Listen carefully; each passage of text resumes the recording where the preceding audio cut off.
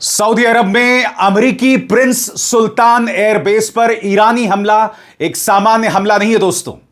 इन तस्वीरों में देखिए, इस पहली तस्वीर को देखिए, यह दूर से ली गई तस्वीर है और इसमें अगर आप ध्यान से देखें तो नुकसान हुआ दिखाई दे रहा है। यह है E3 AWACS सिस्टम या E3 सेंट्री, अमेरिकी कमांड एंड कंट्रोल सिस्टम। मगर बात यहां पर रुकती नहीं, आप दूसरी तस्वीर को देखिए, अब भी आपको नुकसान नहीं दिखाई दे रहा है। अब तीसरी तस्वीर को देखिए, जिसमें देखिए किस तरह से यह जो सिस्टम है वो दो टुकड़े हो गया है। और उसी तरह से चौथी तस्वीर, यह हमला हुआ है सऊदी अरब में प्रिंस सुल्तान एयरबेस पर, जो कि एक अमेरिकी बेस है। और आप जानते हैं इस हमले की क्या खास बात है। यह हमला अंधाधुंध नहीं है, ईरान ने जानबूझकर कुछ हिस्सों को टारगेट किया है। क्यों? उसने टारगेट किया है E3 सेंट्री या E3 AWACS सिस्टम पर। क्या है E3 AWACS सिस्टम? सरल शब्दों में कहा जाए दोस्तों तो यह आसमान में उड़ने वाला कमांड एंड कंट्रोल सिस्टम है। यानी कि आसमान में जितने भी अमेरिकी जंगी जहाज उड़ रहे हैं उन्हें कंट्रोल करता है। ईरान ने E3 सेंट्री पर हमला करके उसे तबाह करके प्रिंस सुल्तान एयरबेस पर, खासतौर से E3 AWACS सिस्टम पर हमला करके उसने कहीं ना कहीं प्रिंस सुल्तान एयरबेस में तैनात उसके जितने भी फाइटर जेट्स हैं उन्हें नाकारा बना दिया है। और बात वहां तक सीमित नहीं है, सिर्फ वहां के फाइटर जेट्स नहीं, बल्कि एक तरह से कहा जा सकता है इस पूरे इलाके में जितने भी फाइटर जेट्स उड़ रहे हैं उसे नाकारा बना दिया। अब मैं आपको सरल शब्दों में बताना चाहता हूं दोस्तों, दरअसल नुकसान कितना हुआ है। यह जो जानकारी मैं आप तक पहुंचा रहा हूं यह कंफर्म्ड यानी पुख्ता खबरों पर आधारित है।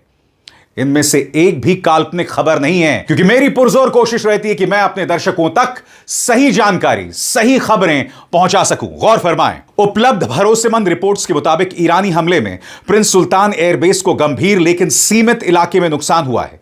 बेस पूरी तरह तबाह नहीं हुआ, लेकिन कई हाई वैल्यू एयरक्राफ्ट और कुछ ढांचों को नुकसान पहुंचा। क्या क्या निशाना बना और कैसे? 27 मार्च 2026 को ईरान ने प्रिंस सुल्तान एयरबेस पर बैलिस्टिक मिसाइलों और ड्रोन का मिश्रित हमला किया। इसे इस युद्ध में अमेरिकी एयर डिफेंस में सबसे बड़ी सेंधों में से एक माना जा रहा है। अमेरिकी अधिकारियों और कई मीडिया रिपोर्ट्स के मुताबिक कम से कम एक मिसाइल एयर डिफेंस सिस्टम पार कर गई, जबकि साथ में कई ड्रोन भी शामिल थे। कई रिपोर्ट्स में कहा गया कि बेस पर 6 बैलिस्टिक मिसाइलें और 29 ड्रोन दागे गए। हमले पूरे एयरबेस पर नहीं, बल्कि वहां खड़े अमेरिकी विमानों और सपोर्ट इंफ्रास्ट्रक्चर वाले हिस्सों पर ज्यादा केंद्रित था। अब आपके जहन में सवाल होगा कि एयरक्राफ्ट को कितना नुकसान पहुंचा। गौर फरमाएं, अमेरिकी अधिकारियों ने बड़े मीडिया संस्थानों को बताया कि कई अमेरिकी एरियल रिफ्यूलिंग एयरक्राफ्ट यानी KC-135 क्षतिग्रस्त हुए। इनमें से कम 2 को बहुत ज्यादा नुकसान हुआ। ओपन सोर्स इमेजरी और air and space forces magazine पर आधारित रिपोर्ट्स के मुताबिक कई रिफ्यूलिंग एयरक्राफ्ट के अलावा कम से कम एक high value E3 Sentry AWACS विमान भी निशाने पर आया। इसके अलावा ओसेंट तरह के विश्लेषण में कहा गया है कि E3G सेंट्री टेल नंबर 810005 के पिछले हिस्से और रडार सिस्टम को शायद विनाशकारी नुकसान हुआ है, जिससे वो लगभग पूरी तरह खत्म या स्थायी रूप से बेकार हो गया है। हालांकि पेंटागन ने इस बात की सार्वजनिक पुष्टि नहीं की है। और अभी अभी दोस्तों मैंने आपके सामने वो 4 तस्वीरें दिखाई, उसमें से वो तीसरी तस्वीर एक बार फिर देखिए। देखिए किस तरह से जो E3 AWACS सिस्टम है या E3 सेंट्री है, 2 हिस्सों में टूट गया है। मैंने क्या कहा आपको कार्यक्रम की शुरुआत में, ईरान बहुत सोचे समझे तरीके से हमला कर रहा है। वो पूरे बेस पर हमला नहीं कर रहा है, वो खास तौर से कुछ सिस्टम्स को निशाना बना रहा है।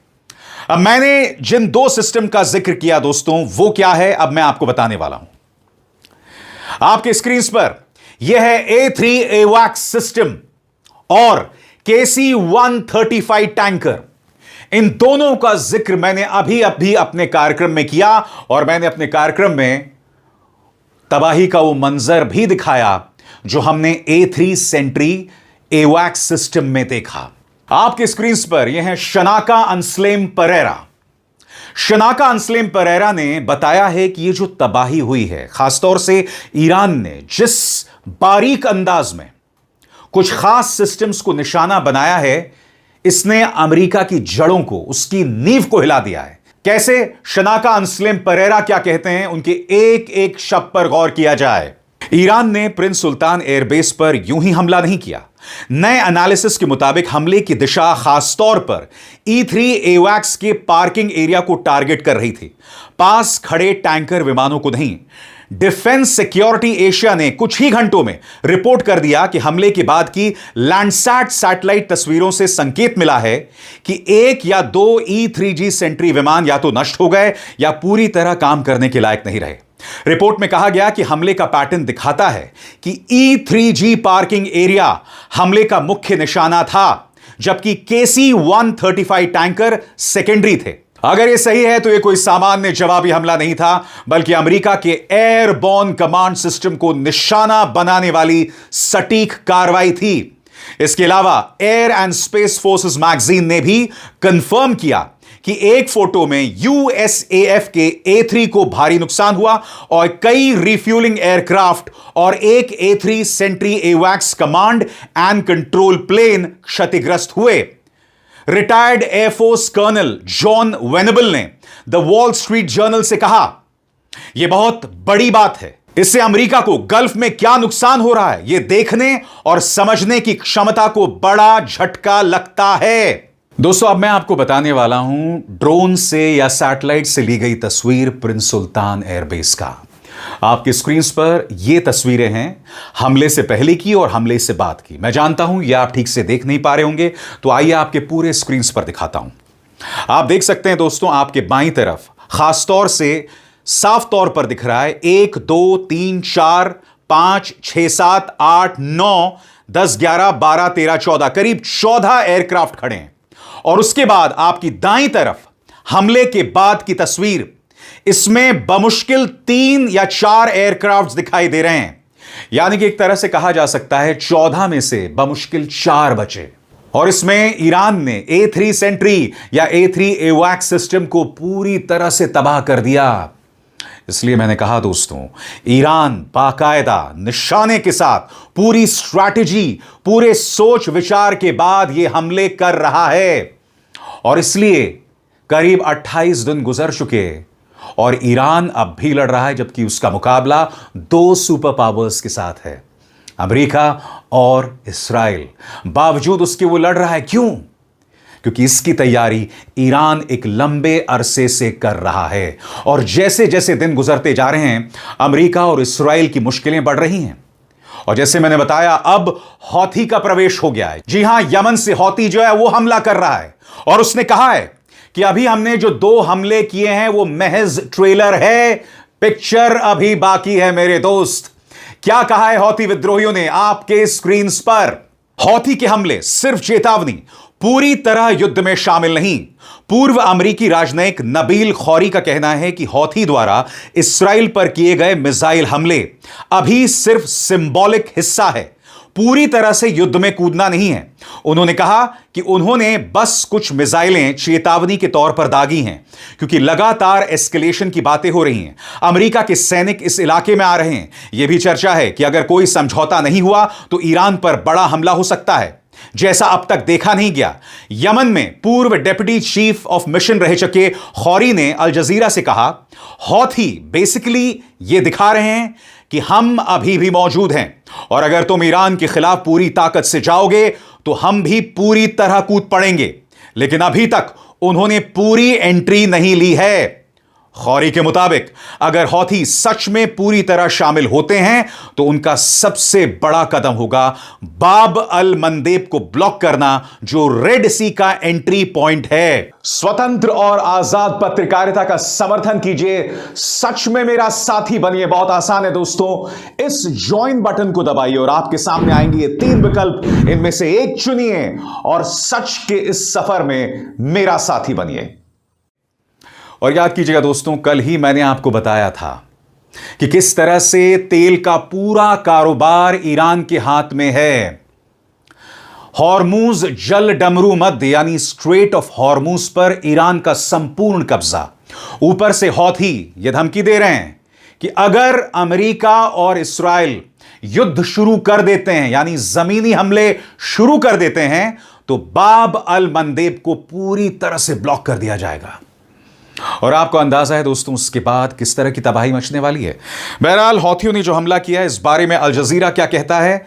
उनका कहना है Israeli social media post shows a strike in the Israeli city of Eilat. Smoke was seen rising above the city skyline as the missile struck. सरल शब्दों में कहा जाए इसराइल का शहर है जिसका नाम है इलात और यहां पर एक हौथी मिसाइल आकर गिरता है। मैं चाहता हूं कि आप ये पूरा वीडियो देखिए, देखा जाए।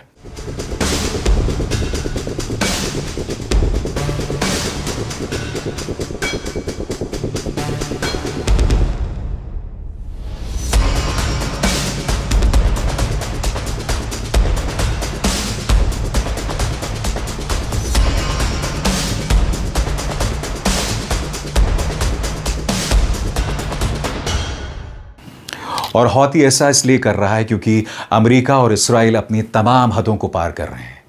इसी मंच पर मैंने आपको बताया था कि किस तरह से ईरान की स्कूल्स और यूनिवर्सिटीज पर हमले किए जा रहे हैं। अब यह ताजा खबर देखिए आपकी स्क्रीन पर। अल जजीरा कहता है कि अमेरिका और इस्राएल ने ईरान के हैफ्टगेल वाटर सोर्स पर हमला किया, यानी कि कहीं ना कहीं अमेरिका और इस्राएल वहां के डिसैलिनेशन प्लांट्स पर हमला कर रहे हैं। हैफ्टगेल में जो वाटर सोर्स है वहां पर प्रहार कर रहे हैं। अब मैं आपसे पूछना चाहता हूं यहां जाहिल कौन है, यहां पर आसुरी सोच का आदमी कौन है, राक्षसी सोच का व्यक्ति कौन है? अमेरिका, इस्राएल या ईरान? आप उनके बच्चों को मार रहे हो, उनके परमाणु प्लांट्स पर हमला कर रहे हो, उनके एनर्जी प्लांट्स पर हमला कर रहे हो। ईरान के पास ऐसे में क्या विकल्प रह जाता है? यह अपने आप में सोचने वाली बात है। इसलिए अब ईरान के राजनेता कह रहे हैं कि नॉन प्रोलिफरेशन ट्रीटी से बाहर आइए, क्योंकि जिस तरह से वो लोग हमारे परमाणु प्लांट्स पर हमला कर रहे हैं इसका मतलब अमेरिका और इस्राएल जंग के नियमों का पालन नहीं कर रहे हैं। वो हमारे नागरिकों को नुकसान पहुंचाना चाहते हैं, क्योंकि जाहिर सी बात है दोस्तों, जब इस्फाहान पर हमला होगा, नतांज पर हमला होगा और अगर वहां से न्यूक्लियर रेडिएशन का लीकेज होता है यानी रेडियो धर्मी रिसाव होता है तो जाहिर सी बात है कई लोग मारे जाएंगे। हमारे सामने चेरनोबिल न्यूक्लियर हादसा है और सबसे बड़ी बात, जब जहरीली गैस लीक होती है तो हमारे सामने भोपाल की मिसाल है। हालांकि वहां न्यूक्लियर रेडिएशन नहीं था, वहां पर कार्बाइड गैस थी, मगर तबाही और हाहाकार क्या मचा हम सब जानते हैं। मगर अमेरिका और इस्राएल जैसे सभ्य देश इस बात को नहीं समझ रहे हैं। बर्बादी मच रही है और इन्हें इस बात की कतई परवाह नहीं है और इससे ज्यादा शर्मनाक बात कुछ नहीं हो सकती। और हर बार की तरह मेरा यह वादा है कि जंग से जुड़ी बारीकियां, उसका एनालिसिस मैं आप तक लाता रहूंगा, यह मेरा वादा है। अभिसार शर्मा को दीजिए इजाजत। नमस्कार।